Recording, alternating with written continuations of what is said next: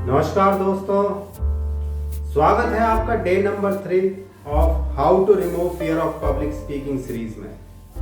दोस्तों, अभी तक के वीडियोस में हमने देखा कि क्यों हमको पब्लिक स्पीकिंग सीखनी चाहिए और क्यों बहुत सारे लोग अच्छा पब्लिक स्पीकर बनने से रह जाते हैं। तो अगर आप लोगों ने अभी तक हमारा चैनल सब्सक्राइब नहीं किया तो जल्दी से जल्दी कर लीजिए।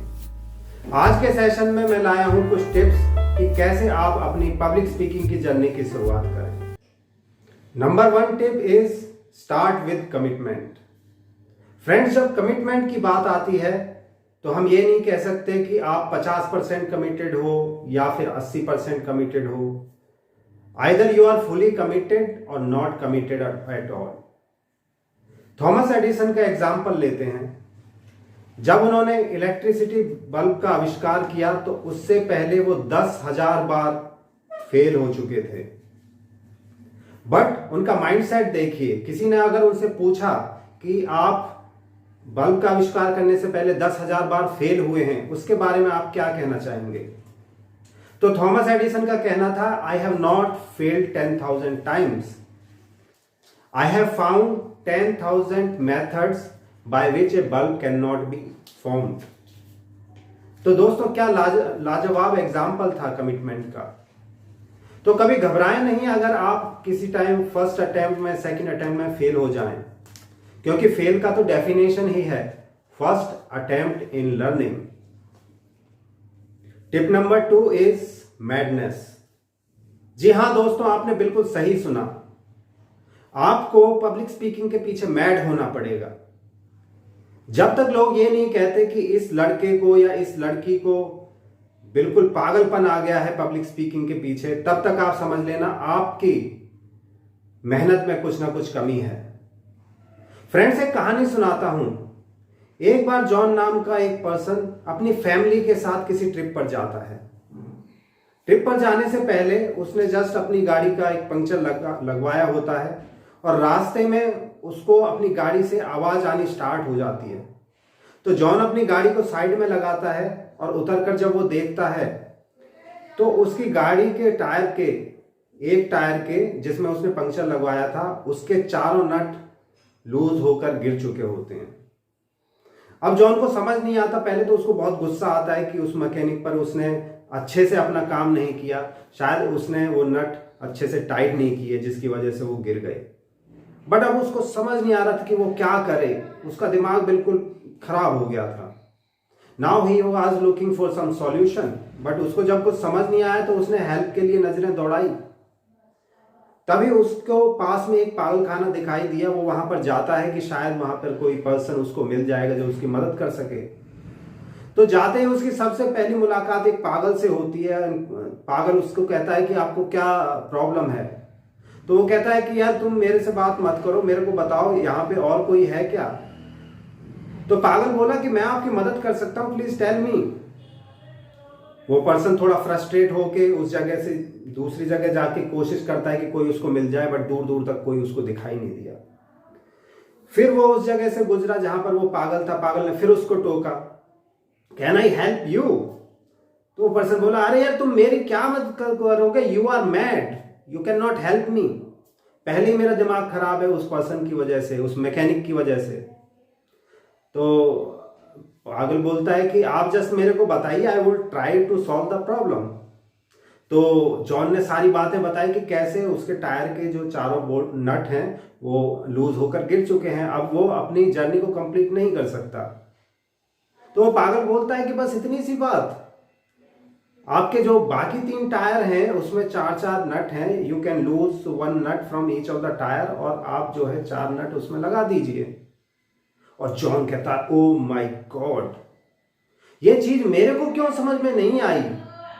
जो इस पागल ने मेरे को बताया ऐसा क्या था? उसने कहा कि यार तुमने मेरे को ऐसा सॉल्यूशन कैसे बता दिया, मेरे को ये क्यों नहीं समझ में आया?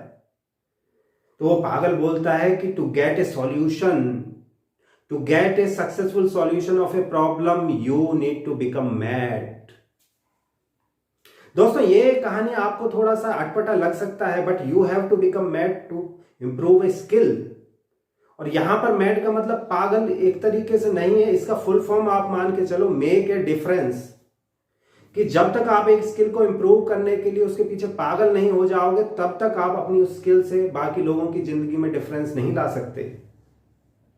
सो friends, this was my tip number 2। Friends, tip number 3, unusual reminders. दोस्तों, मान लीजिए आज आपको पब्लिक स्पीकिंग के लिए काफी सारा मोटिवेशन मिल गया and now you want to do the practice every day. आप उसको प्रिपेयर करना चाहते हैं, प्रैक्टिस करना चाहते हैं, देन प्रेजेंट करना चाहते हैं। But somehow maybe once you are motivated and you are trying to make your first speech और सेकंड स्पीच, थर्ड स्पीच, तभी हो सकता है कि आपको कुछ डिस्ट्रैक्शन हो जाए, आपके दोस्त का कॉल आ जाए, हो सकता है आपकी गर्लफ्रेंड कॉल करके कहे कि चलो आज मूवी देखने चलते हैं, या हो सकता है कोई डिस्ट्रैक्शन आ जाए, आपको कोई काम पड़ जाए। तो आज के दिन जो आपकी नंबर 1 प्रायोरिटी थी पब्लिक स्पीकिंग की, it may go by the end of the day to the priority number 10। और कल अगर आप थोड़ा सा उस पर फोकस नहीं कर पाए, so it may not be in the first 10 priorities. तो इस तरीके की प्रॉब्लम को कैसे सॉल्व करें? यहां पर जो चीज हेल्प करेगी that is unusual reminders. Friends, यहां पे हम फोन पर रिमाइंडर लगाने की बात नहीं कर रहे, हम बात कर रहे हैं ऐसी चीजों की जो आपको बार बार याद दिलाए, डिस्ट्रैक्ट ना करे। फॉर एग्जाम्पल, आप अपने स्टडी रूम या फिर वेटिंग रूम में बड़े बड़े अक्षरों में, जहां पर भी आपको सहूलियत हो, ये लिखें कि आई am the best public speaker, या पब्लिक स्पीकिंग से कोई रिलेटेड कोट आप उस पर लगाएं ताकि आपको वो याद दिलाता रहे। आप अपने मोबाइल की स्क्रीन पर पब्लिक स्पीकिंग से रिलेटेड कोई कोट लगा सकते हैं। आप अपने कॉफी मग पर पब्लिक स्पीकिंग से रिलेटेड कोई कोट लगा सकते हैं, या फिर कोई भी सुटेबल जगह, बाथरूम अगर आपका बड़ा है, वहां पर किसी तरीके से आप इसका इंडिकेशन कर सकते हैं। तो फ्रेंड्स, अगर आप अनयूजुअल रिमाइंडर्स को यूज करेंगे, कुछ क्रिएटिव तरीके से अपना दिमाग लगाएंगे, तो definitely this tip will help you. Tip number 4 is peak performance state. Friends, आपने इसका नाम पहले भी सुना होगा। पीक परफॉर्मेंस स्टेट क्या है? जब आपकी बॉडी फुली चार्ज अप होती है, जब आपको लगता है कि आप किसी भी चैलेंज को फेस ऑन ट्राई कर सकते हैं, उसको ओवरकम कर सकते हैं, that is your peak performance state.